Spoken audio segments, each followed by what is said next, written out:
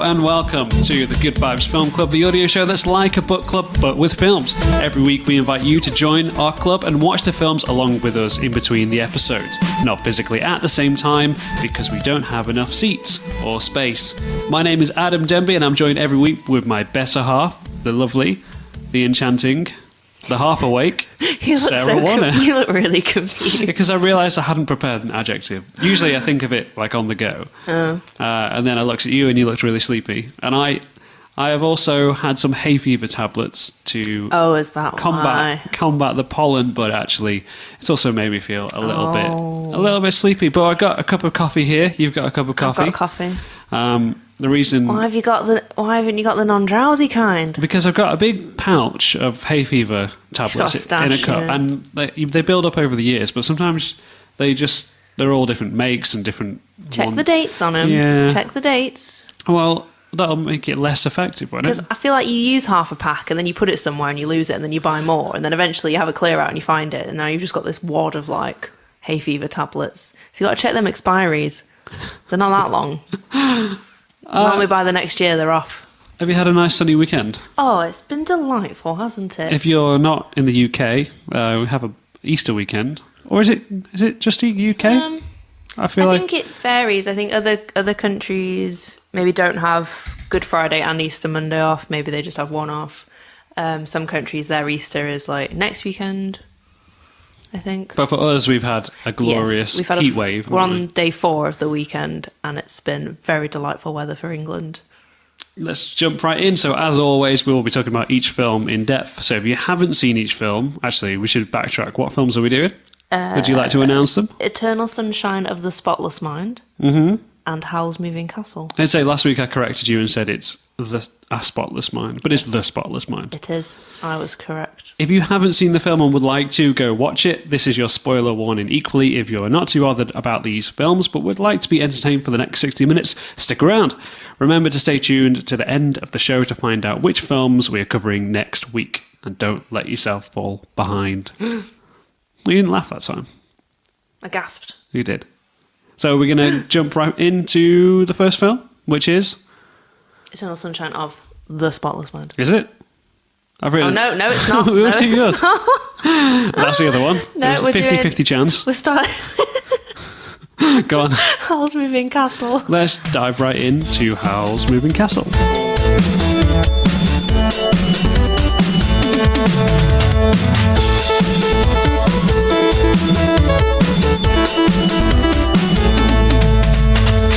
And we are into the first film, which, as Sarah finally got right, is Howl's Moving Castle. It was released in 2004.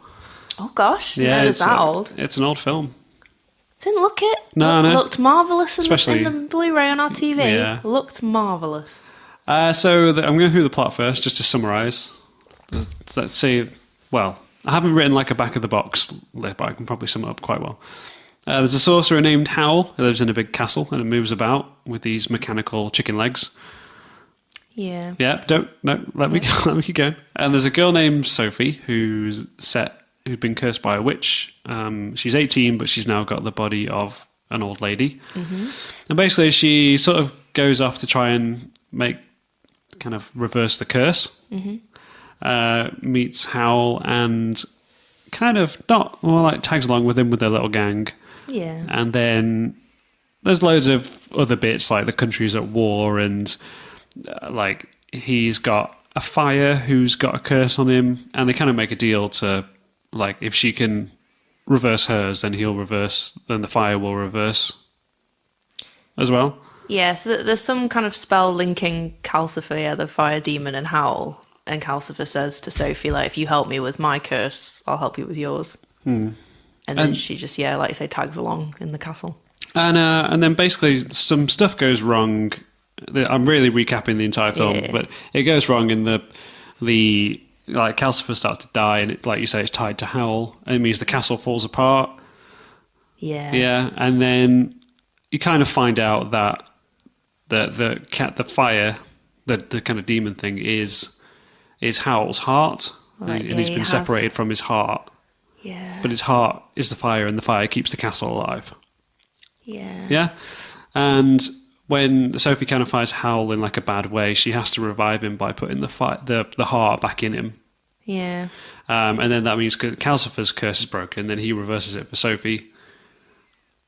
And then, yeah, we'll talk about that in the thoughts. And then the very last bit is that the turnip head, the scarecrow that's been tagging along with him the whole time, she kisses him, and his curse breaks. And it turns out he's like the prince of one of the. He's like their people at kingdom. That we can talk about it in thoughts. But he basically, because he's been reversed, he can now sort out the war and yeah. So then, is he like the king's son? Yeah, I never know who's at war. I know it's the king and like of their country, but I still don't, who are they fighting against? I think they're fighting against each other. Other? Who's each other? Who's the other one in each other? I mean, they just keep talking about a war, and Howl has to go to the king. He gets like summoned to fight for the king, and he's the king of their country. But who's the war against? There are two sides because Howl plays as a warlock or like as a wizard for both sides, right? I think he just doesn't want it happening at all. Yeah, because I think, but then there's all these like, I don't get it because the king's got all these wizards. Should also say it's an anime film. Yeah, it's an anime. Go on, there's all these wizards. So the wizards, but they've kind of turned into monsters, and they're fighting for the king. But then they seem to be all dropping bombs on like the civilians. So why is the king bombing his own people? Or is that the other side? And the other side also has wizards. I've watched it like 4 times now, and I still don't really get. There's no particular scene where they go into depth about what this nation is, who's at war, who Howl's like fighting against. I think he's just against the war. Howl doesn't like, he doesn't want anyone fighting. So he is trying to blow up all the airships and just destroy. So that they don't bomb people. Yeah, exactly. But then the bomb, like the airships that are bombing the people, I'm like, whose are they? Surely they're not the king's. Well, why would he bomb his own people? Have to kind of say that we, just from watching the film alone, that there is a war, and it isn't really that important. We know at the end that someone who's been cursed is now uncursed, and they can go and sort it out. Because I think part of the conflict was because the prince was missing, and I think partly that's why the conflict started. Yeah. But now he can return. Hopefully things will calm down. But like this time, I was like, I'm really going to concentrate. I'm really going to pay attention. I still didn't quite get. So I'm gonna bring forward a piece of trivia from the trivia section, just because otherwise we'll have a kind of more informed decision. Mm-hmm. You're looking out the window. Are you bored? Okay. Can we back into the people listening? Sorry. Yeah. So a bit of trivia is that one of the big differences between the film and the book are that in the book there is no war at all. So because the is it Hayao Miyazaki? Mm-hmm. Sorry, I can't pronounce it properly. I still say Ghibli, and I'm not sure if it's Ghibli. The main Ghibli man or Ghibli man. Hayao Miyazaki. Yeah. He just loves. He's like a war fanatic. So like in a lot of the stuff, maybe some of the others you haven't seen, but it's really heavily based around like military and stuff. Yeah, what was it? The Wind Rises. It's all about the kind of the plane designer. Yeah. Even like Castle in the Sky and things. I don't know if you've seen that one. I've not seen that one. There are many I've not seen. I can't remember if this is the first Ghibli film I saw or if it was Spirited Away. I can't remember. Great fact for people listening. Maybe write in and find out if you know which film Sarah saw first. Very sarky today, aren't we? Hi, Sarah, you're dull. That doesn't happen in the book, so it's not. Okay. It is something, but I also feel like it doesn't. It's not like it's shoehorned in for the sake of it. No, but at the same time, I don't. Like I say, it still confuses me because I'm like, who are we fighting? Why? I don't think it matters. There's just a war. There's a conflict. Because that whole conflict is like. Because that's when Howl kind of has to prove himself. He has to sort of become less cowardly. And then that's kind of his function because the wizards can kind of turn into kind of monsters or animals and they can fly. But eventually I think it gets harder the more times you transform. You get kind of like I'm forgetting the word, but it gets kind of harder to come back from it. Yeah. and you can kind of go more to being that monster and not yourself. So I think that war is kind of there as a function. That's like the conflict he needs to keep turning into an animal, and then struggling. He's like losing his humanity. Yeah, which I would be curious to know what the book happens without that. Then, yeah, like so, yeah, I want just turning into like a big bird for fun. I don't know. I want to talk about characters because I think the two main focuses Sophie and Howl. Yeah, I think Sophie's fab. She's fab. Yeah, well, so I put. Hang on, she gets on with it, doesn't she? Yeah, I put Sophie likes being an old woman, and within like the minute of her being turned, she's like she looked in the mirror, she's a bit shocked, and then within about 3 minutes, she's just like, stay calm, just get on with it. Well, she gets a plan. She's just like within 3 minutes, she's like, well, I guess all my clothes look better on me now I'm old because she tries to see the positive of it, and I think it's partly.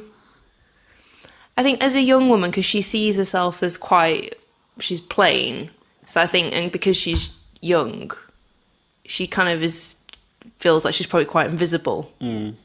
Although them like officers start talking to her, but as an old lady, people are like. They'll like help her and ask her if she's all right, and she actually gets more attention as not a lady. Yeah. Is that what you're saying? Used to be, yeah. People just seem there's a guy that asks her if she's all right, and she's like, "Oh, wasn't that kind?" And she's. I think in a lot of ways she is sort of like an old woman at heart. She's an old soul, isn't she? All her friends are like, "Oh, you're not going to get married," and she's like, "No, I just look after the shop," and like she's quite content with that. Like she's like, "No, I'm the oldest," and someone's got to run the family shop. So she's just like, I'm just going to look after the shop for the rest of my life, and that's it. I think maybe she's a little sad. I think the adventure's good for her, but she is sort of very much like she's quite practical and sort of sees the positive in things, and she's not like a big because Howl's like a sulky child sometimes. Yeah, and she's very much like you can't like wallow in things. She's got to like crack on with it. She'd be a good mother. Yeah. Yeah. She's got a good plucky attitude. She's a good granny. Yeah. And then about Howl is that he's well, I guess I had a lot of questions about like why he does this stuff, but people online seem to say it's because he's heartless and he's got no heart. Yeah, because you see he like lost his heart as a child. So I think he's then not developed kind of the right kind of emotions for... Yeah, like he's very sort of sulky and stroppy and dramatic and not very mature. But then a lot of the time he's very like composed and collected. Yeah, which in some ways is because it's almost like he doesn't have the emotion. But then it also comes off as quite like... when he comes in and he like pushes Sophie aside gently to make the eggs and stuff. Like sort of very structured and... yeah, he's very gonna be okay. charismatic and composed sometimes, and other times he's just like, what does he say? He's like, I don't see the point in living if I can't be beautiful, and it's like, ugh. It's very extreme. But just the first time he meets her, he just sort of comes and kind of takes her away from those officers that are like harassing her a bit, and he's just very like, oh, we're being chased, but it's fine, follow me, and he's just very calm. And then other times he's like just a stroppy child. He kind of got like two personalities. Erratic, yeah. I've put metaphors. So you asked me during the film, like, this is the First World War. Well, is this supposed to be? Well, now if this has been added to the story, I don't know, but it feels very. I don't know that the whole atmosphere, like the scene and the way that it's the kind of time period that it's suggesting makes you think: is this supposed to be alternate time? At the very beginning of the film, everything looks like quite French and... Yeah, I think it's certainly the settings kind of look like a European town. Yeah, like it could be France or Germany or Switzerland or something. Little like steam cars and... Yeah, I think maybe it's earlier than the First World War from like the costumes, but then also it's set, like say, somewhere kind of parallel because they've got... Magic, yeah. Yeah. And like witches and wizards, so it's not set in our world. So I'm thinking, is it supposed to be kind of in a time of the First World War? But I think from, like I said, from the costumes, it looks earlier than that. And also it's set somewhere else anyway. So it wasn't even in the book, the war. So I don't think it's relevant. It's just a war that's going on in this world that isn't our world. Music is incredible, magical, kind of pulls you out of that reality setting, which is good for the world building very early on.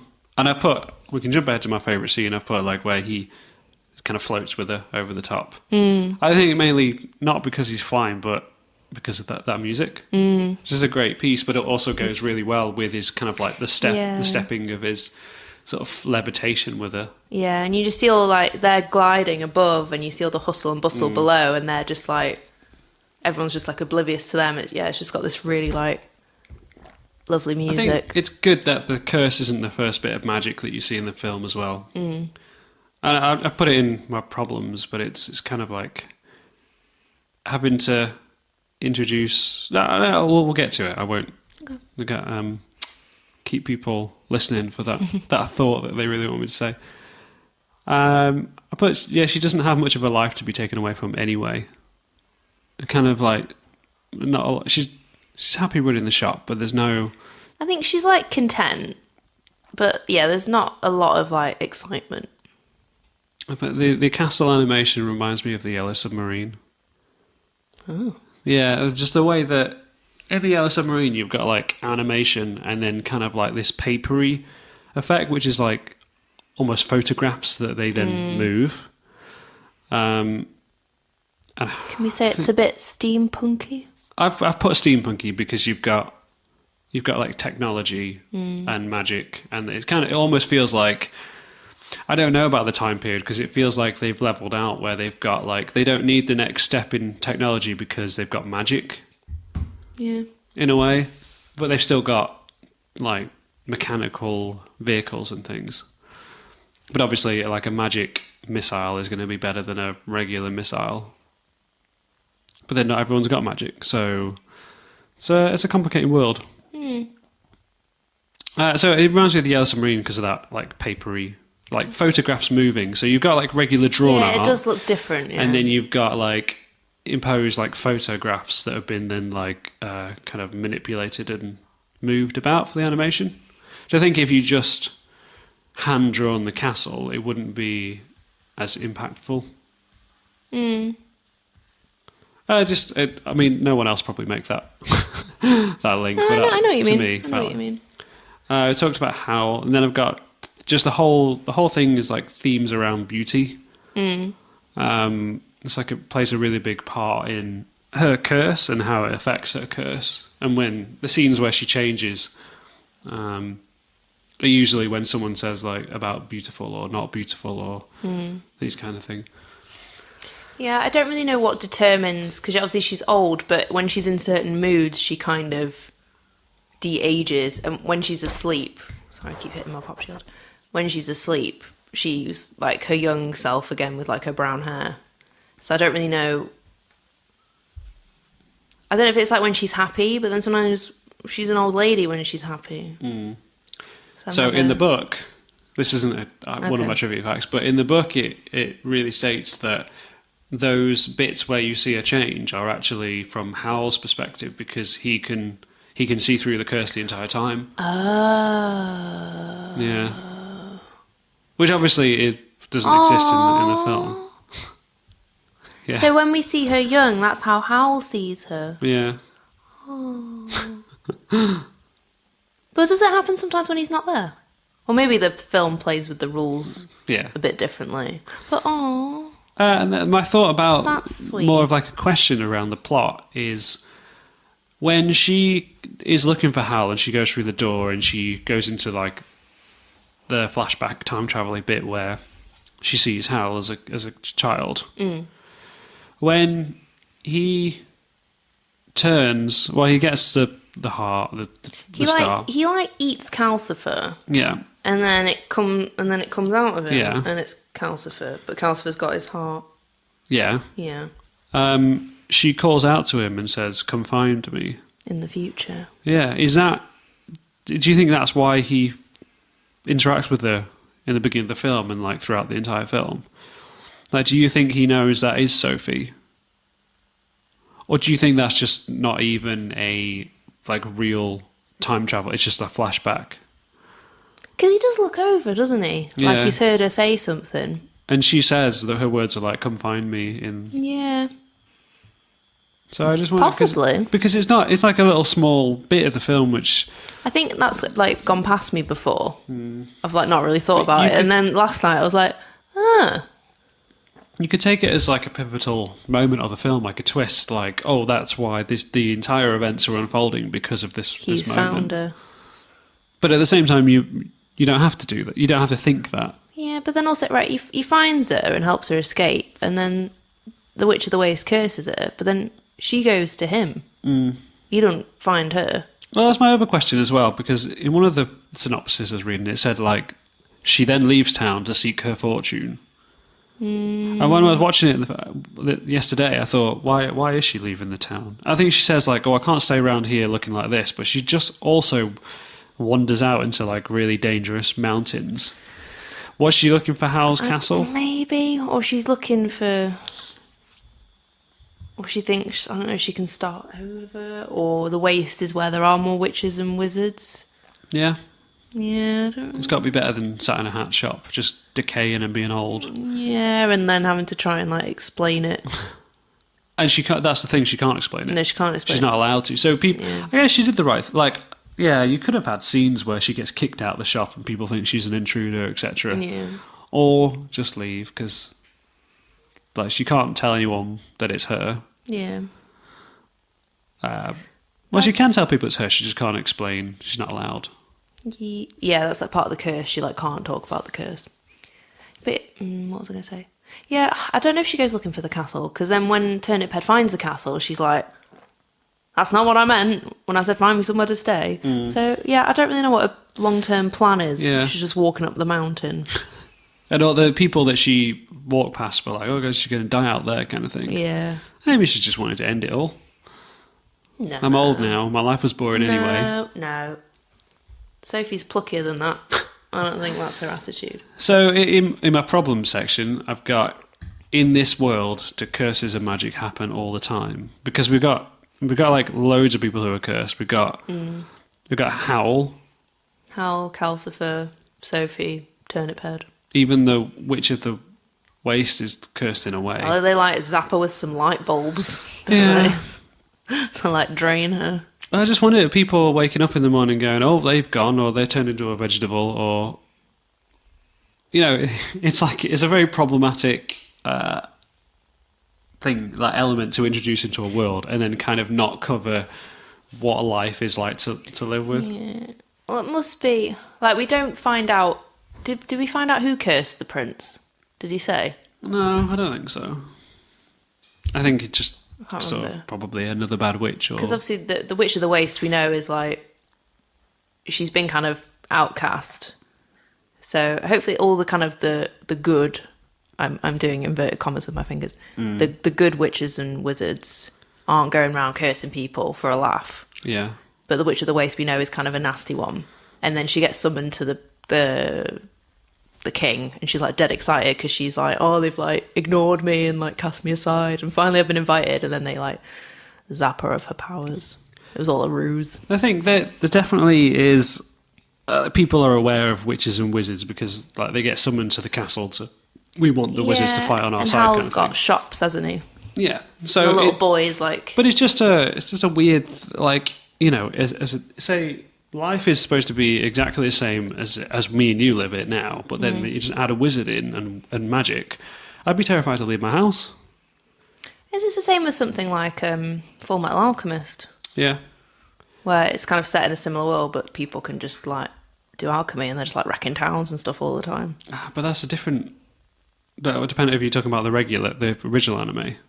Is where you've got two worlds, one of them has technology and one of them has the magic, where they diverged. No, I'm just talking about... No, don't get into all that. Okay. Just like, yeah, they live in a world where alchemy... Because, like, Ed goes around fighting people all the time and, like, just wrecking... He's always, like, building walls and stuff. He's just wrecking towns. Anyway. So the other point, and I kind of found the answers on the internet, but Why does she change back when she is asleep? And why is she all over the place? So she gets younger when she sees the ocean. So I wondered if it's when she's like really happy. She gets younger when she cries. And she gets younger when she sees where Hal grew up, etc. She gets old when he calls her beautiful. Like, does she get like self-conscious or something and then she goes old? Because it's very clear. It's when he grabs her and sort of says, "Sophie, you're like absolutely beautiful," kind of thing. And at that point, you think she'd kind of be feeling happy and she would turn young, but actually she gets old. She shrinks down, and like they're focused on it. She shrinks down and then says something. The voice actress changes, from young to the old one. So every time I've watched this, I'm always trying to figure out what it is that triggers that young old, and then why she's also old at the end with the grey hair, but she's actually young. Like you said, she's young again, but she's got grey hair. When she's conscious, when she's asleep, she has like brown hair. But the youngest we ever see her when she's conscious is she kind of looks the same, but she's got grey hair. And at the end of the film, that's how you leave her. Like, is it clear whether or not the curse has been lifted at the end of the film? I don't know. Yeah, this is why I get a bit hazy. It's not really clear, because also the whole bit when they've moved the castle from the hat shop, and then she takes Calcifer out of the castle and it all collapses. Like, all that bit, she's like young but with grey hair, and you think she's not happy then. She's like focused, but she's a bit on edge probably. So the bits I read, I don't know whether it was, I think it was sort of someone else's theory, is that it kind of has been lifted at that point, but the grey hair sticking with her is almost like to show what she's learned, like what she's learned over the course of the adventure. It's like a scar. It's like she's now more. But basically, if the filmmakers had made her go back to brown hair, it's almost like she hasn't learned that lesson, kind of thing. Do you know what I mean? Yeah, I think it's a bit harsh though. I don't think she had a lesson to learn. She was just a nice young lady. She maybe needed to liven up her life a bit, but she wasn't going around being a dick, was she? No, I at first I always thought the film was about sort of like inner beauty and like, all that classic, like if the king is really horrible and he gets turned into like Beauty and the Beast kind of thing. Yeah, because he's horrible and he gets cursed to be ugly, like a beast, and then he learns to be nice. By someone loving him for who he is, not how he looks. And I thought it would be kind of that, but it's not. No, not so she's much. nice anyway, isn't she? I think she just doesn't think of herself as being beautiful, and having this like old lady exterior is almost something for her to hide behind. It's like, I think she's a lot more comfortable in the skin of an old lady because she doesn't have to be. She almost like can put that thought to the side that she doesn't have to be beautiful anymore. I guess and she's not. Yeah, because I guess once you're old, not that like you sounds mean and like ageist. But no, but I think it's what comes with in her universe. What comes with being beautiful is like having to be married off to a man and all that kind of stuff. Yeah, I guess once you're old, you're old. She's almost like she skipped that bit and now she doesn't have to worry about it anymore. Yeah. So I think as you get older, you do kind of concern yourself less. Like, I still make an effort sometimes, but there's some things like as I've gotten older, I don't care as much about. So I think put less focus on it. Her then changing, like when she sees the ocean and things, is her almost not needing that mask to hide behind a little bit, and that's where she starts to be young, because she then almost forgets about the worry being pushed aside. It's like then all of that like worry and problems completely go away, rather than having to hide behind the old lady. Okay. Yeah. Yeah. That's always bothered me, and I think we've sort of got a theory now. But with these types of films, it's almost like they're not that bothered about giving you answers to these answers. It's just a nice sort of fairy tale, isn't it, really? And then my other question was, why did they let the witch in, and why did they leave her alone with Howl's heart? She can't do anything at that point, can she? Well, she does. She ruins everything. She smokes cigarettes and then... Yeah, she doesn't know the cigar's like a cursed cigar. Or did Oh, she? that's right. It is a cuss It cigar. came isn't it? from that. The I can't remember her name. The like Still, head, it's head like- witch lady. I don't know if Hal's got to keep this like everything locked down. He's not doing a great job letting She all these can't- people in, and yeah. She can't do any magic, but she still manages to. Sophie, Well, Sophie nearly kills him at one point, Yeah. yeah. And then he's fine, and he's like, "You nearly killed me." And she's like, "Oh, you're fine. Shut up." Because at that point, it's like, well, the damage wasn't done, but he still has the right to be annoyed. She's like, "Well, you're fine. Stop moaning." It's like, well, you did nearly balls it all up, love. And then finally moving on to trivia. One of them is said about the book. The other one is that in the novel the movie is based upon, the Black Door is actually a portal to Howl's homeland, which is in Wales in our current time and dimension. Oh, Yeah, so I have no idea what that means. But I want to read the thought- book. yeah, I know. I just thought it was interesting. I might get the book. Yeah. Well, that could be a... I'm fascinated. So he's from modern day Wales. Yeah. Okay. And... Well, oh, do I need to read it now? It's ruined. Would have been a nice surprise.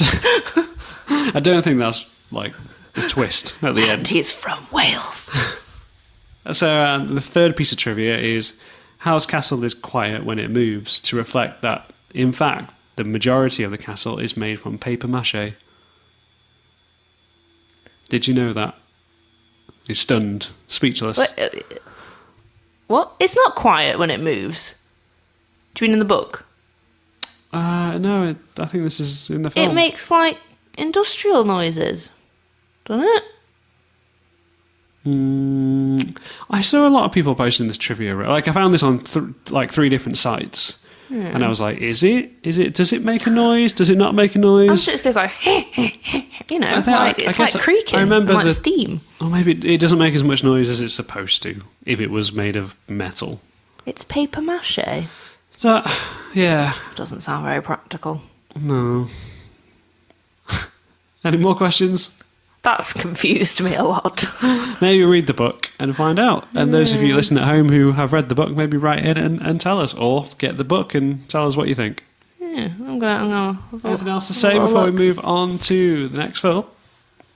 Any other thoughts about Howl's Moving Castle? It's just a lovely fairy tale. And I was saying last night, the detail, the animation, everything, like Oh, with the bacon. yeah, when like Sophie's cooking a bit of bacon and it's been in there a few minutes, then Hal comes in and he's like, "Oh, pass me 2 more bits of bacon and some eggs," and then he puts them in, and then the camera goes to the pan and you see Close up. there's one like crispy bit of bacon and 2 just partially cooked bits of bacon. Like the level of detail, they're like, "Well, no, that one's been in longer, like let's do a crispy bit of bacon." Yeah. Just all that, just there's so much artistry and detail in it. It's just lovely. I think this is one of the films which, or maybe not for animated films, which pushed me in the direction of anime as an interest. Would you recommend this to someone who doesn't like it or doesn't watch anime? I think so, 'cause I think we say in the first like anime film I watched that you showed me, I think was The Girl Who Leapt Through Time, and then out of Ghibli films I can't remember if it was this or Spirited Away. Again, write in if you know which one was.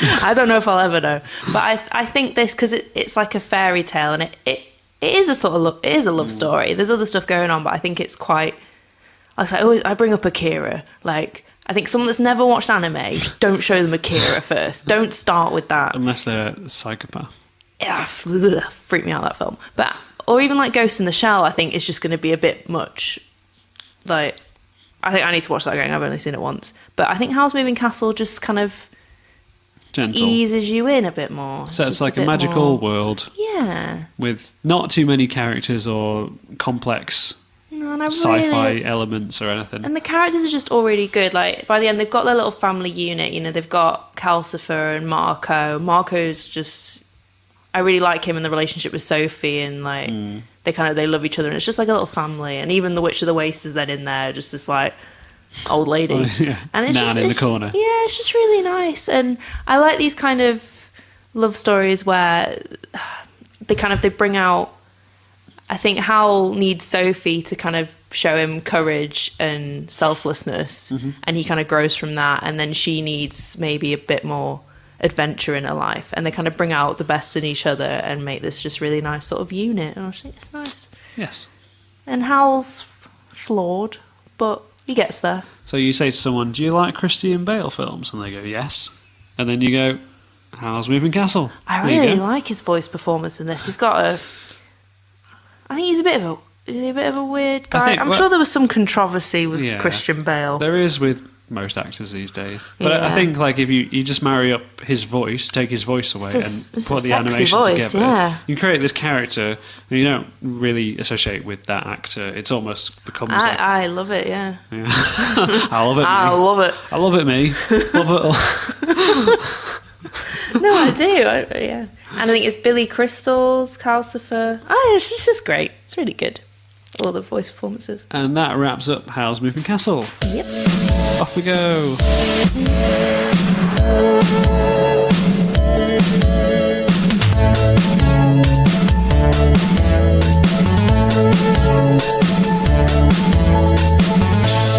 On to the next film. Yeah. And you're going to lead this section? Yeah. Go I've got on my then. notes. Go on then.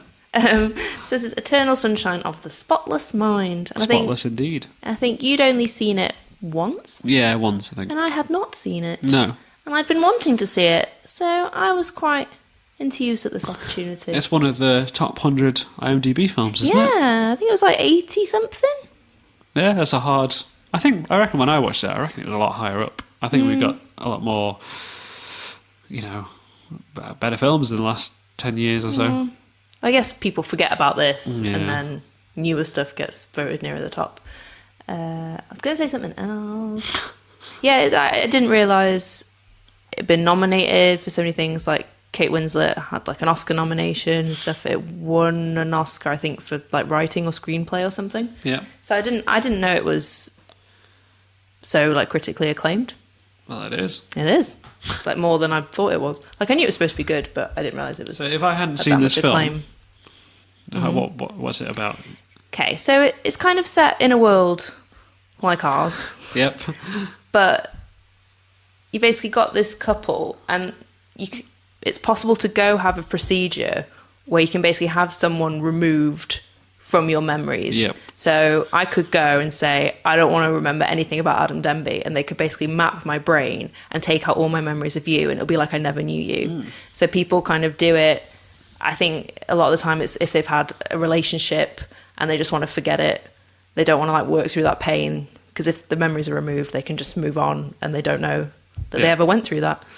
So you've got these characters, Joel, played by Jim Carrey, and Clementine, played by Kate Winslet.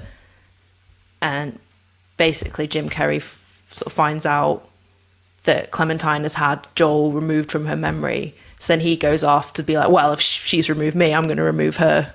And sort of it's then you see him sort of going through that procedure. Yeah. In summary. That was good. Thank you. Short and snappy. But Yeah. the film doesn't start like that, does it? No, There's a kind of a I've got bit to of a- remember the A bit of a twist. chronology. I believe it's she's got blue hair. It's when he's at the train station and is just going to work, and he runs off And he to the decides beach. to go to, was it like one talk? I don't know, just some beach. Goes to this cold beach place. And Meets a she's on girl. the train and they meet. And then you kind of see them get together. yeah, they're quite happy, and they go But back. it's only been like a couple of nights. I think they meet and then he goes to her place, they have a drink, and then he goes home, and the next night they go to the like frozen lake.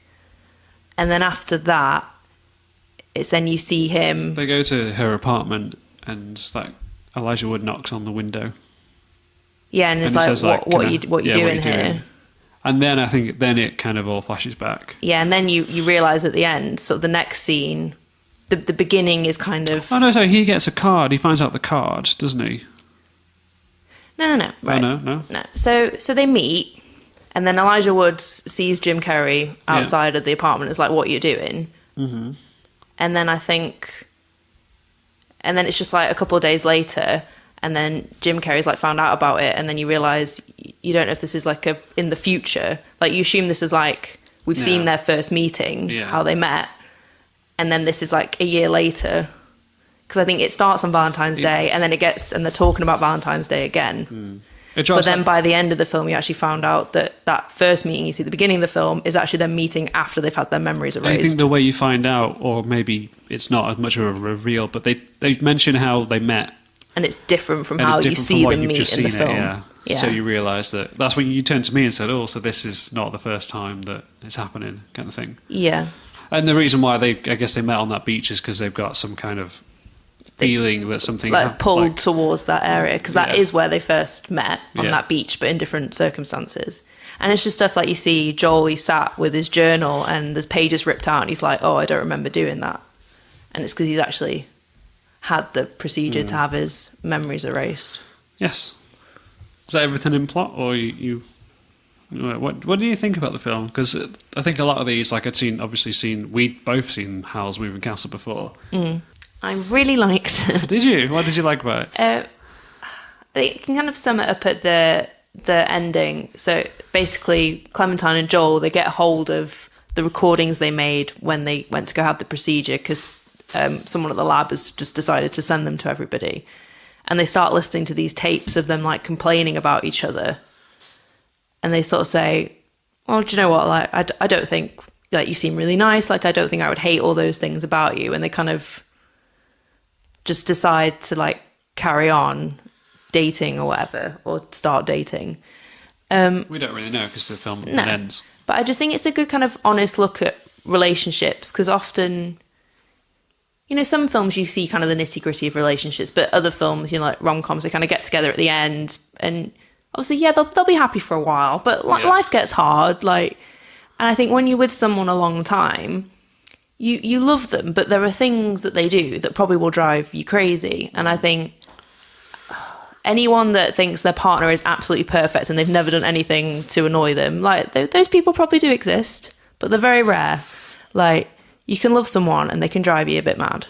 So I think it's kind of, I like that it's kind of honest about relationships and be like, they do love each other, and like they probably will love each other again now they've kind of got back together. They're going to annoy each other, but it's then how they deal with that. Yeah. And things are not going to be perfect, but you just got to think of like a good way to sort of communicate and deal with it. And I kind of like how it's honest. It's got like the good and bad about sort of long-term relationships. I think for me, the reason I like the film is because it looks at like a lot of different points, and it has a lot of different questions that it leaves you with at the end of the film to think about. One of them's like, if you could remove someone like from your mind, would you do it? Yeah. And then the other question is like, if you could remove someone from your mind, or if you knew what your relationship, forget the remove bit, if you knew what a relationship would end up like in 2 years of meeting that person, would you still go into it? Yeah, because obviously they know that at some point they've been unhappy enough to erase each other from their minds, but they're like, oh, let's just have another go. Like, if I heard myself talking about how bad something was, would I then be like, oh, maybe I should not go out with this person because clearly I wasn't happy? Or do I think, okay, well, I know those things now, I can learn from it, and we can try it, even though they don't remember it. I guess they can refer back to the tape and be like, oh, she thought I was really boring and like telling her what to do, so maybe I'll try and not do that as much. I didn't think of it like that. I'm thinking of it more along the lines of like fate, like the question of if you know like how you die kind of thing, would you still choose the same the same path? So like they know ultimately how it's going to kind of go. Well, it might not, because they know those, because they've listened to those things. Maybe they can do it differently this time because they know why they were unhappy last time, so they can try it differently. And there might be other things that drive them mad, and ultimately they're not a good couple and they won't end up together. But they can learn from what went wrong before and see if they can do it better. Yeah, I feel like that should be the service. My other question in this one is, it seems like every single person who's had this procedure, this mind erase work, they all ultimately end up going down the same path with the same people. Yeah, like as well. with Kirsten Dunst. Dunst's character. And they're the only people we know of in the film who have gone through the procedure are also the only ones that ultimately they like you said, pull to each other. Yeah, because I guess that kind of that So it doesn't curiosity, work. that attraction is still there. I guess if they then completely, I don't know, if Kirsten Dunst had then decided she was going to move across the country, but because her memory's erased, she doesn't know that she needs to move across the country. Yeah. And ultimately she's still around the professor guy that she fell in love with. Yeah, it's not going to help, is it? Because obviously if they just split up, she could have said like, right, I need to be away from this man. I'm going to move across country or whatever, Wow. change my life. But because she doesn't have those memories, she doesn't know to do How that. long have they been doing this scientific procedure, though? Because Don't know. I feel like if this is like the first or second month that it's been going on, this isn't going to work. Like, everyone you just erase is ultimately just going to meet up again. Yeah, so that's it, because you haven't got that awareness, that knowledge that you're by this sort of person that's had this negative impact on your life. So you don't know to stay away because you don't remember them. Yeah. I know Because what if, but did they just, with them? Because obviously she still works there. Yeah, Did she forget him completely, but then decide to reapply for the same job and he gave her the job? Because I would just, if she applied, I'd just be like, nope. I assume he did the procedure, then just put her back on reception. So she just doesn't remember ever, like, going But then she just would meet him immediately. Yeah, exactly. What's the point? That's the thing. So the attraction that she had in the first place is still there. It's just she doesn't have the memories. Yeah, but at least with Clem and Joel, like, they had like a chance meeting and then they had a chance meeting again, but they could have also just have never met. Yeah. But yeah, if Kirsten Dunst didn't know that man, how did she know to go to work? Yeah. Oh, that's confusing. I know. Or did she think, or was she just sat home one day and was like, I'm going to apply for this job, and then he hired her? Because if I'd been like cheating on my wife, shagging this girl, and then had wouldn't hire them. I wouldn't hire her again. No. I'd be like, let's separate ourselves. So yeah, that's confusing actually. Because Joel and Clem, maybe they just like wouldn't have bumped into each other again, but they did. And so the first question that I asked, the one is like, would you get rid of the person from your memory if you could? And it kind of brings up that you might have like a relationship that ends, but ultimately you have a lot of good stuff that happens with that person. Otherwise, you wouldn't have had the relationship. Yeah, because usually at some point you would have been happy at some point. Whenever you break up with someone, if you then had to visit each memory, like the good, would you really want that to be gone from your head, or is it better off in life having gone through that? You know, it's the same, like, better to have loved and lost than never to have loved at all kind of situation. Because I think, I know it's hard for me to comment because I've been with you a very long time, so I've not had a lot of relationships. But I think my impression from people is often you don't regret a relationship. Even though it might have ended or ended badly, there's still things you can maybe learn from it. Like, you recognise sort of maybe the kind of person you shouldn't go for, or you're glad you had it, but now you want something different, and things like that. It's also, I just realised, this is very like Black Mirror, before Black Mirror was cool kind of thing. In a way, Yeah. Yeah. I bet, well, maybe there is an episode that probably does that. Yeah, it is the kind of scenario. Have you you got a could lot put of in- more thought? Because I think I've been hijacking your segments. In fact, there is a lot to talk about. Like, there's even the like cast of actors that are in it, like Elijah Wood, Jim Carrey, Kirsten Dunst, Kate Winslet. Like, there's a lot of big names, aren't there? But Elijah was so young. So young and so annoying. One of my problems is just like, I don't like it when Elijah Wood isn't nice. He's a right little creep. He's a right little perv. Yeah, so I think why this is on like one of my favorite film, or even just in my collection of films, is that definitely a period where Jim Carrey went from doing all the comedy stuff like The Mask and Ace Ventura to doing these like really dark kind of like thought-provoking films. Like, I had Number 23 on my list as well. Even though I guess Bruce Almighty is a bit more, I don't know, think I've only seen less that Jim once. Carrey-ish type character. And the other point is that there's also where Elijah Wood, like films I owned where he would be this horrible, creepy person. Like Sin City. And Sin City, and in this, and I kind of associate them with. And this where isn't as bad as Sin City. I just think he makes a really good creepy guy. No, he was really good. And he's just got like those calling eyes her and he's like, oh, and I really love you and you're so beautiful. And you're like, ugh, just ugh. It's like where he's... Horrible. And I hate his sideburns. Yeah. Oh. They're awful. And it maybe not just Jim Carrey, but I get a lot of comedy actors that all they're known for is doing funny, stupid stuff. And they go, like the other one I had in my collection was The Butterfly Effect. Ashton Kutcher, obviously, not really known for doing, and that film's really dark. Yeah. Yeah, no, I think Jim Carrey, like you say, sort of in the 90s has these sort of really big characters, like really sort of... Number 23, such a good film. I'll have to rewatch that. But this is performance. It's so kind of quiet and reserved and just sort of held back. Like, I think he's really good. He's sort of this really kind of introverted, like thoughtful person. You see the journals and stuff. I think he's really good in it.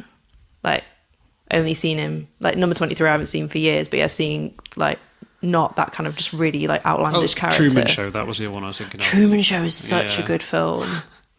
I remember doing it at school. I've probably not watched it since I was like 13, but I had to watch it like 8 times then. I think, so like Truman Show, this, and Number 23, like you kind of think of Jim Carrey as this really good, like...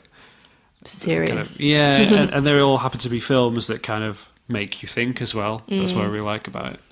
And have kind of like twists and things. I should watch The Truman Show. It's a really good film. Yeah, I'll let you get back on track. No, I keep talking until you read off the screen again. Because all my notes are in gibberish. A weird order. So, again, like we were saying with Howl's Moving Castle, like sometimes you have these couples that kind of, I think, need to balance each other out. Obviously, they're not very successful in this case. I think they don't go together as cohesively as Sophie and Howl. A bit chaotic in their own way, aren't they? Yeah, because she's like really intense and spontaneous and impulsive and stuff. Yeah, and he's a lot more reserved and like quiet. Which I think sometimes can be good, but then sometimes they don't always understand each other. Because that bit where they kind of, I think they split up, she comes back and she's drunk and she's like, oh, I like maybe like scraped your car a bit, because she'd like kind of drove into like a water hydrant thing. And I mean, in this case, I'm like on his side, because he's like, you're irresponsible, like you could have killed someone, and she's just like, like a teenager, I'll do like what I want kind of thing. And it's like, no, don't drink and drive. Like that's an extreme case, like. But then he does say something really nasty, doesn't he? No, well, she's kind of nasty at that point. Yeah, they're both kind of, become quite horrible, because I think they just don't understand the other one because their personalities are so different. I can't remember what he says. Says something about like... No, she says, I bet you're wondering if I fucked a guy out tonight. Yeah, and he says something about like, don't say the F word on here. Sorry. We're trying to not swear. That's a quote from the film. If you watch this film and you're underage, it does have some swear words. You shouldn't be watching it. And he says something about like that's the only way you can get people to like you or something, is if you sleep like with them. Yeah. Which is pretty nasty. But she's also drink driving. Don't drink drive. Because you could kill someone. Just don't do it. I think killing someone's worse. Yeah. Like he goes pretty... He lashes out. But also, don't drink and drive. So, yeah, because you kind of... I don't know if I'm rooting for them as a couple. Because you do see some good bits, but then you see a lot of bad bits. I don't know if I'm rooting for them. And yeah, something I've said about, your past relationships aren't always regrettable. You can learn things, and kind of going through that pain, I think, can kind of help you eventually you kind of can grow and like learn from it. Yeah. I've written in my thoughts, a bit scary.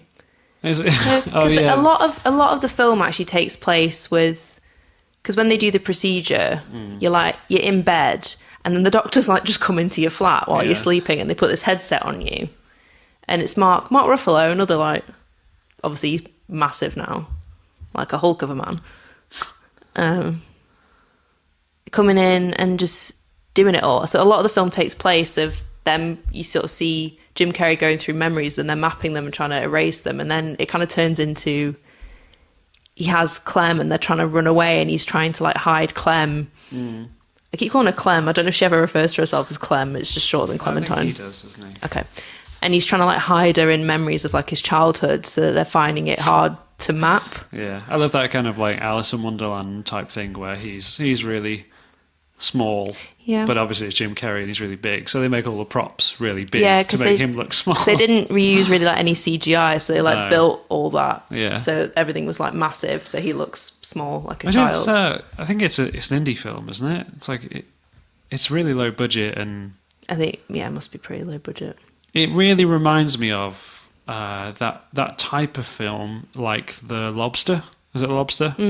Where they kind of have a sort of almost like a supernatural concept idea, but the film itself is so low budget that it almost feels not believable that would exist in this world. Like this procedure, so many questions, and like, is the infrastructure there for this? Like, it doesn't really make any sense. It's like technology doesn't seem as advanced in this world to be able to do that thing. Yeah. Same as in, I feel it similar in like Get Out, The Lobster. It's like these. It's like acting as if the kind of stuff that they do on shows like Star Trek, where they've got like a magical wand and they wave over your head and they go, "Well, your memories are gone." Or like Men in Black or something. But you believe it because you see all this like CGI stuff, and they're in the future, and like. Yeah. Science has moved on, Yeah. but in this it just doesn't. And then I have so many questions like, how would this work? Like, is this on the news? Do people know about this? Does no one know like, about is it this? just this one office Is it in this place in like it's sort of near New York, isn't it? Yeah. Is this, the 10th procedure and maybe no one knows yet? Like, when people receive those cards to say, don't talk to this person about this person, like, are people freaking out and being like, what the hell? Like, is that the point of that? Because also, Joel finds that card in like his friend's house that says Clementine has had Joel removed. Why is it there? Because I assume it goes out to all the people that you know, so they don't mention it. So they get informed. So, like, if I'd they had don't you removed, and then one of my friends said, like, "Oh, is Sarah coming tonight?" And I'd be like, "Who?" So you're going to tell the people connected to you that that's happened, so they don't mention it, which is asks even more questions about how this all works. Because I've written gets very complicated. Because, like you say, you've then got then everybody else around them, like their family and friends, remember. Like, doesn't Joel's neighbour say hi to Clementine? He's like, "Oh, how are you doing?" And she's like, "Hello." Because she doesn't remember this guy, but he knows her. Exactly, yeah. Because she's been with Joel for the last year. Which I just don't think that would work. Like, you think of every person having this procedure and all the people that they would miss. It just gets confusing. Yeah, it's not. I don't think it's sustainable. It's not. Because people... And also... What was I was saying it's a bit scary originally. I think that was my point. Sorry. There's just bits... With the face. Yeah, where people's faces are like... I'm sure I read one of the like weird faces is like Jim Carrey's knee that's been like put on like someone's face. Because all these people just sort of... Their features are gone and they're all just like skin, and it's like a bit creepy. That's my point. And then we're going back. Yeah, it gets complicated. In what way? In like the procedure, like how would this exist type Yeah, thing? exactly. Because I think another problem I put is because obviously people don't know they've had this procedure. But how does it work? Because obviously Clementine had been there over the past year of his life, but then there must just be like whole days he doesn't recall. At some point, people will be like, "Where were you on March 3rd?" And it'll just be like, if he spent the day with Clementine. If they were just hanging out in bed, like having sex all day, he's going to be like, "Oh, I don't know where I was that day." Who have been together for like 15 years, that get divorced. What do they do? Yeah, exactly. Like, you can't. How do you? Yeah, it doesn't. And I don't mind that it doesn't explain every little thing. No. And I know it's just a film; it's made up. I don't think it would work in reality. It doesn't have too many questions which interfere with the story. No. I think that's the main thing. Yeah. Well, I could not say the same about Being John Malkovich, which maybe one day we could watch, but I just... If you think these things don't kind of add up, I feel like he's made a bit of progress. It's the same writer, isn't it, I think, yeah. It is. I can see it now, I can understand, because I didn't know the two were connected until you said, but it's a bit more obvious. Okay. But better. I prefer this film, definitely. I think it works. Like, yeah, obviously, if you plonked this procedure into our world... I don't think it would work for the reasons we've said. Yeah. But in the film, it works. And it makes a compelling compelling. Because I think that's it. Someone's gone, oh, what if you could have someone erase from your mind? And then what would that mean to you? Like, would you still take these decisions, I think? I haven't necessarily gone, what if you could have someone erase from your mind, and how would that work politically? They haven't... Yeah. Because what if... I don't know, like, what if, you got a cat together, and then you had that erased, and you forgot you had a cat because you didn't remember getting it, and then you didn't feed it, and it died. Yeah. Or, like... Joint electric bills. Yeah. People and are like... say I got... Like, like this Friday just gone, we were together the whole day. But say, I don't know, I got accused of murder. If I know who you are, I can be like, well, I was with Adam all day. That's my alibi. If I don't know who you are, I'm going to be like, oh, like, will I remember our walk? But do I just think I was walking myself? You're alone, yeah. In some of the kind of memories he goes into, she almost gets like erased from, but the environment's the same. Yeah. So do I just think I've gone to all these places by myself? And everyone's like, oh, we haven't got an alibi, Sarah, so you did the murder. Let's move on from this, what I mean? because we could go about all day, couldn't we? Basically, it probably wouldn't work. No.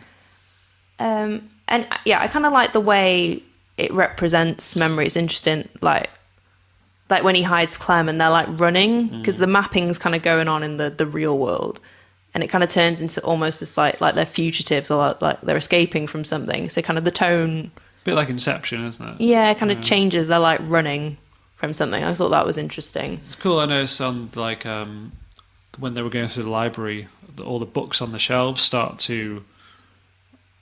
In some scenes, they're almost like pulled off the shelf backwards, almost like they've got like string attached to them, like they're all disappearing.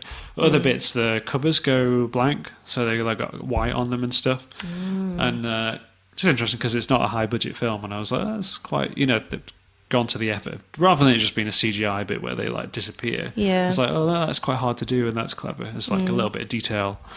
It's interesting. There are some bits, as I said, without the CG where Jim Carrey's in like the same room, he's like looking at himself, but it will be like the camera will be on him, and then the camera would move and he'd have to go sit down and like put on a hat. Oh really? And it's just him moving. Yeah, it's not like I don't know how they do it, where they put like a screen up and like double it. Yeah, he would just move, so it would just be him doing the whole thing.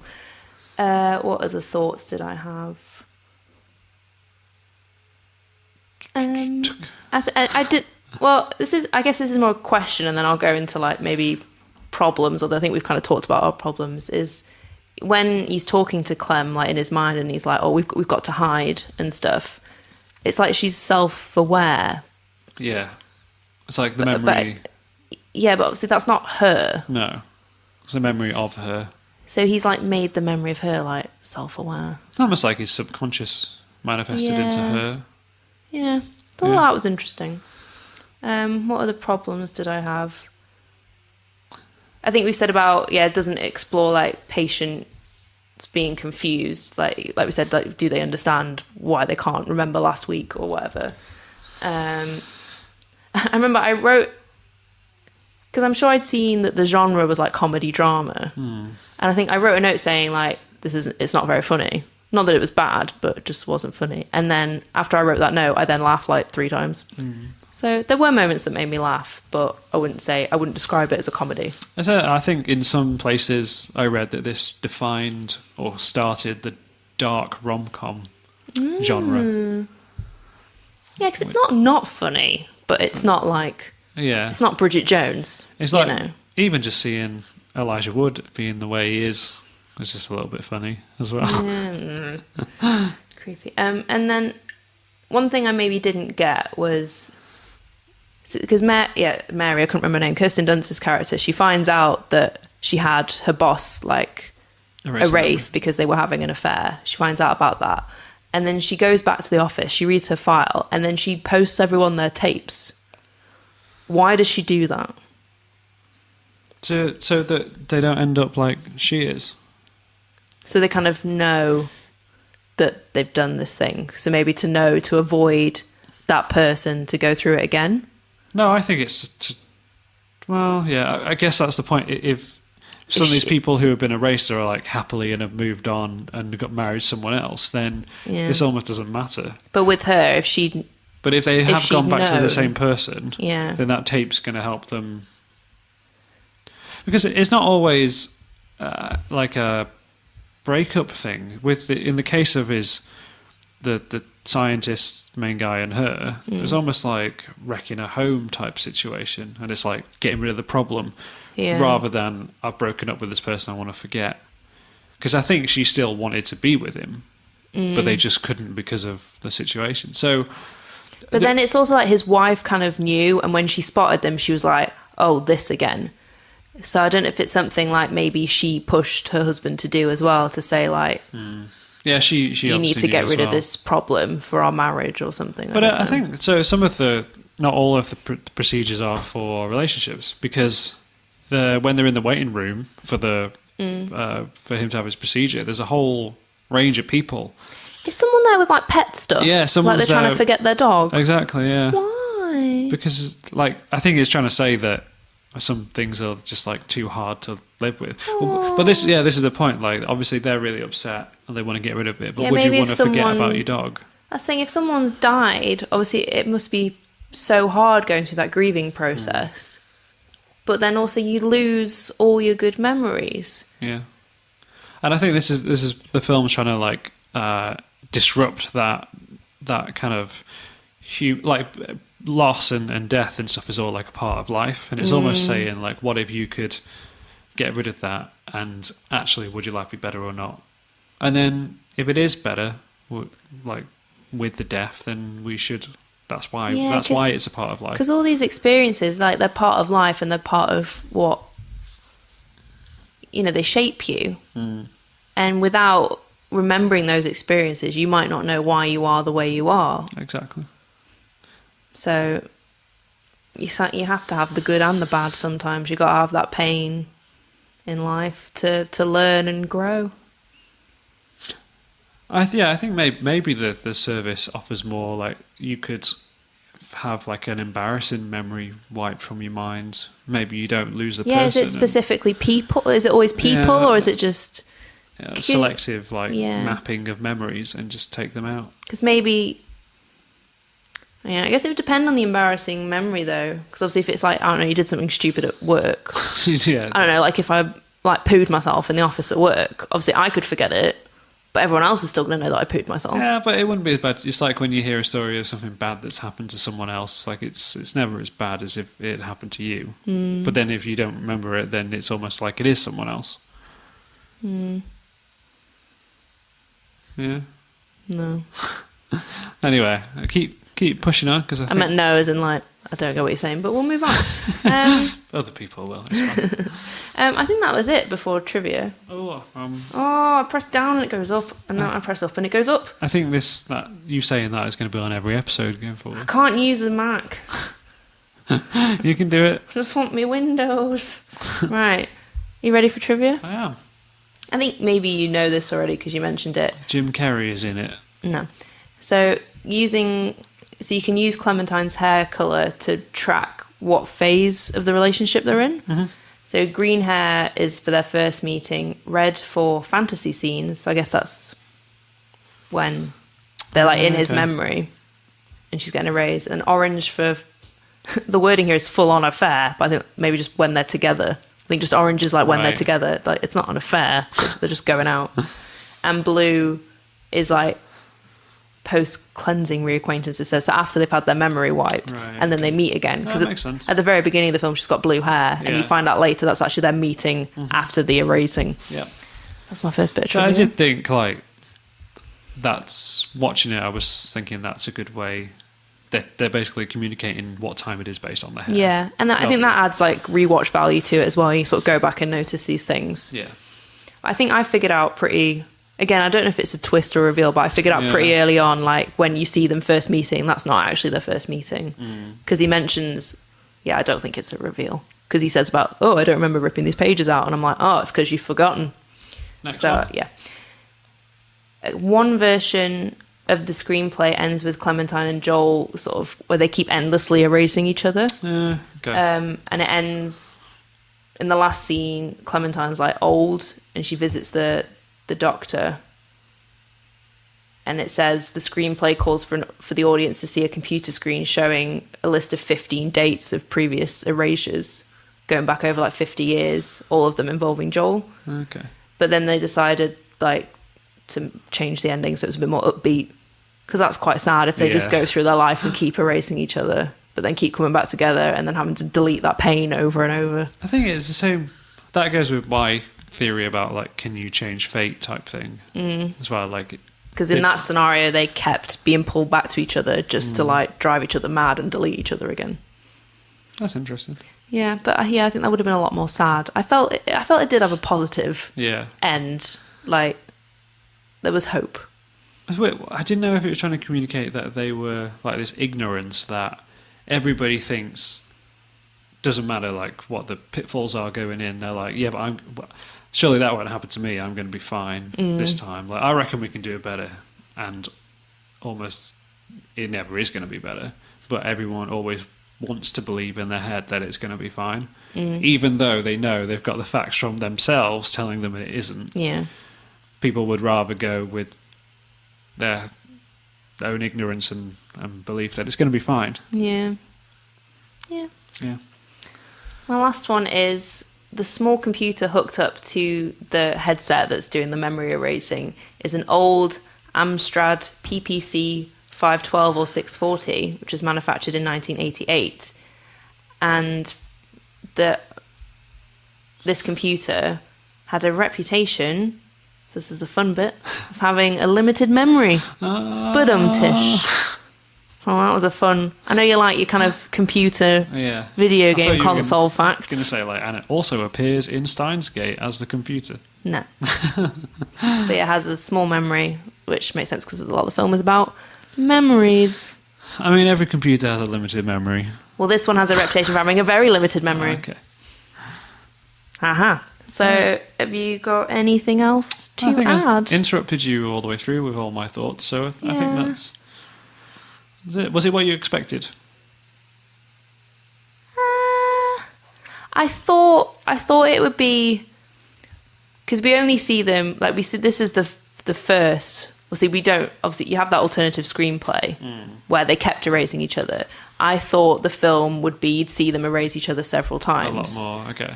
And you'd see them keep coming back. Whereas really most of the film takes place, a lot of it in like Joel's mind as they're doing that first erasing. So yeah, but I think that's just for some reason I got that in my head and that's not actually what happened. The other thing I didn't say is that I think that the bit with Elijah Wood like basically pretending to be like Joel was really dark. Like he like script everything's he's got the wording. But why is she must be freaking out because it's like she's laying on the ice and he says the exact words from her memory. No, but she doesn't remember. No, but she doesn't have the memory. No. But that's why she's freaking out, because obviously there's like little bits of it left in her head, or like everything surrounding the memory's there. So then when you put in the words into that, it's like filling out that last bit of the jigsaw puzzle. But obviously she's looking at him and the words are coming out of a different mouth and stuff. It's really dark. It doesn't sit with her well, because it's already sinister enough that like he's not her doctor, but he's like working on this erasing thing. So she's sort of a patient of his. So it's a bit iffy. It's like a doctor reading your file. And then it's iffy because obviously he knows all this stuff about her because she's kind of just vulnerable. She's open, and he admits that like when they're doing the procedure, he's like stolen some pants, like some of her knickers from the flat. So that's already like pretty creepy. And Mark Ruffalo's like, oh, that's like really weird. And he's like, oh, but they were clean, and you're like, oh, it's still weird. But then obviously then he takes all these things that Joel said, which is just really creepy, really unethical. But then he also knows, okay, maybe that's the stuff he did that made her fall in love with him. But ultimately they split up and she's erased him. So maybe he's not the best person to try and basically steal an identity from, because ultimately she dumped him and erased him from her mind. But he never would have kind of got to be with her if he hadn't said all that stuff at the beginning. Because she's like, no one ever gets me the jewellery that I like, kind of thing. He nicks a gift that Joel had bought, and he don't even know what it is. He's like, you creepy little Ugh. And that's the point. I think that should conclude just with you bad-mouthing Elijah Wood. But no, just his character. But no, but I mean, it's so good because I really like Elijah Wood. So when I hate Elijah Wood's doing a good job. If you like Elijah Wood, go watch Wilfred. It's like... I thought you were going to say Over the Garden Wall. Or that. Both delightful. I think I want to rewatch Wilfred. I think I wept at the end of it. All right, let's go. I'm done. On to the end of the show. The end game.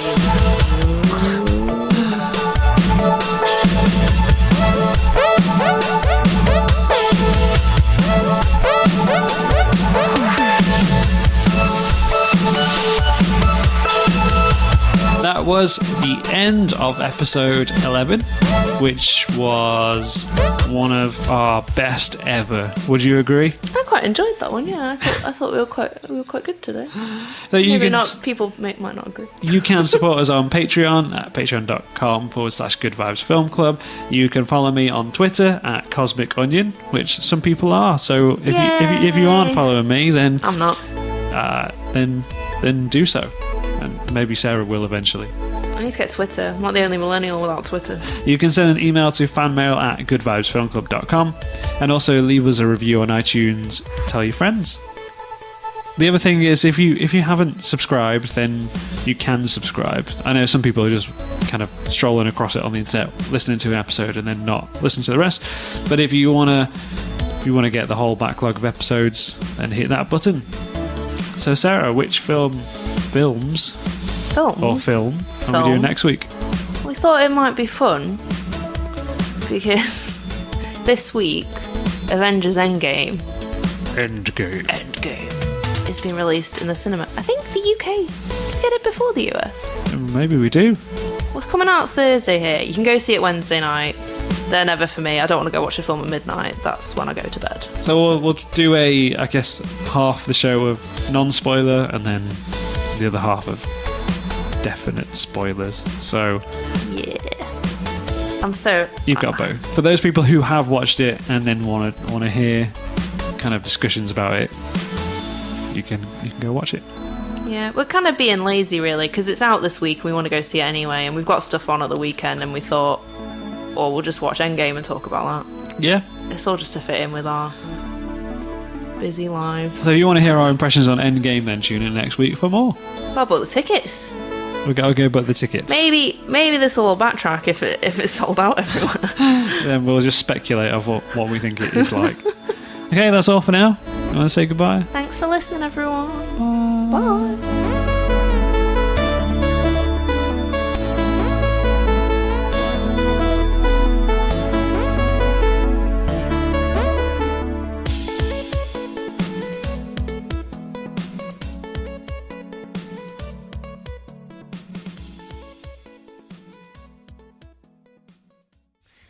If your last name was Hood, would you call your kid Robin? Just for fun. No. She's Robin with a Y.